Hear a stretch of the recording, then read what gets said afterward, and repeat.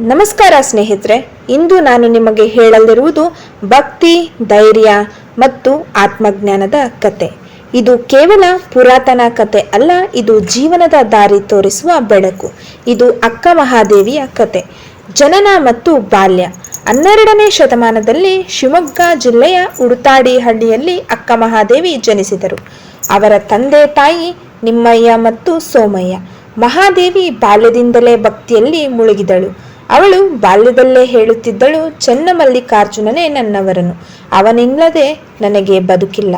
ಗ್ರಾಮಸ್ಥರು ಹೇಳುತ್ತಿದ್ದರು, ಈ ಹುಡುಗಿ ಸಾಮಾನ್ಯವಲ್ಲ, ಶಿವನ ಕೃಪೆಯಿಂದ ಹುಟ್ಟಿದ್ದಾಳೆ ಎಂದು. ವಿವಾಹ ಮತ್ತು ಸಂಕಷ್ಟ. ಕೌಶಿಕ ಎಂಬ ರಾಜನು ಅಕ್ಕ ಮಹಾದೇವಿಯ ಸೌಂದರ್ಯ ನೋಡಿ ಮದುವೆಗೆ ಕೇಳಿದ. ಮಹಾದೇವಿ ಹೇಳಿದಳು, ನಾನು ನನ್ನ ಹೃದಯವನ್ನು ಈಗಾಗಲೇ ಶಿವನಿಗೆ ಕೊಟ್ಟಿದ್ದೇನೆ. ನೀವು ನನ್ನನ್ನು ಗೌರವಿಸಿದರೆ ಒಪ್ಪುತ್ತೇನೆ. ರಾಜ ಒಪ್ಪಿಕೊಂಡರೂ ಕೆಲವು ದಿನಗಳಲ್ಲಿ ಅವಳ ಭಕ್ತಿಗೆ ತೊಂದರೆ ತರಲು ಆರಂಭಿಸಿದ. ಅವಳ ಧ್ಯಾನಕ್ಕೆ ಅಡ್ಡಿಯಾದ. ಮಹಾದೇವಿ ಹೇಳಿದಳು, ನನ್ನ ಚನ್ನಮಲ್ಲಿಕಾರ್ಜುನನೇ ನನಗೆ ಸಾಕು. ಲೋಕದ ಚಿನ್ನ, ಬೆಳ್ಳಿ, ಕೀರ್ತಿ ನನಗೆ ಬೇಡ. ತ್ಯಾಗ. ಒಂದು ರಾತ್ರಿ ಅವಳು ಅರಮನೆ ಬಿಟ್ಟು ಹೊರಟಳು. ಆಭರಣ, ಬಟ್ಟೆ ಎಲ್ಲವನ್ನೂ ಬಿಟ್ಟು ಕೇವಲ ತನ್ನ ಕೂದಲಿನಿಂದ ದೇಹ ಮುಚ್ಚಿಕೊಂಡು ದೇವರ ಪ್ರೇಮಕ್ಕಾಗಿ ಲೋಕ ತ್ಯಜಿಸಿದಳು. ಅವಳು ಹೇಳಿದಳು, ಕಾಯ ಕಲಿಸಿ ಬಿಟ್ಟೆನು, ಬಟ್ಟೆ ಕಲಿಸಿ ಬಿಟ್ಟೆನು, ಕಾಯದಲ್ಲಿ ಇರುವ ಕಾಳಗನ ತೊಲಗಿಸಿದೆನು ಚನ್ನಮಲ್ಲಿಕಾರ್ಜುನ. ವಚನಗಳ ಜನನ. ಅಕ್ಕ ಮಹಾದೇವಿ ತನ್ನ ಬದುಕನ್ನೇ ವಚನಗಳಲ್ಲಿ ಹಾಯ್ದಳು. ಅವಳ ವಚನಗಳು ಕೇವಲ ಕವಿತೆಗಳು ಅಲ್ಲ, ಅವಳ ಪ್ರಾಣಧ್ವನಿ. ನಿನ್ನ ನಾಮವೇ ನಿತ್ಯ ಧ್ಯಾನ, ನಿನ್ನ ರೂಪವೇ ನನ್ನ ಕನಸು ಚನ್ನಮಲ್ಲಿಕಾರ್ಜುನ. ನನ್ನ ಮನವು ಶುದ್ಧವಾಗಿರಲಿ, ಕಾಯಕವೇ ಕೈಲಾಸವಾಗಿರಲಿ, ಭಕ್ತಿಯೇ ನನ್ನ ಮಾರ್ಗವಾಗಿರಲಿ. ಕಣ್ಣೀರು ನನ್ನ ಪೂಜೆ, ನಿಟ್ಟಿಸುರು ನನ್ನ ಧೂಪ ಚನ್ನಮಲ್ಲಿಕಾರ್ಜುನನೇ. ಸಂಸಾರವೂ ನದಿ, ಭಕ್ತಿ ಧೋಣಿ, ನಿನ್ನ ನಾಮವೇ ದಳ.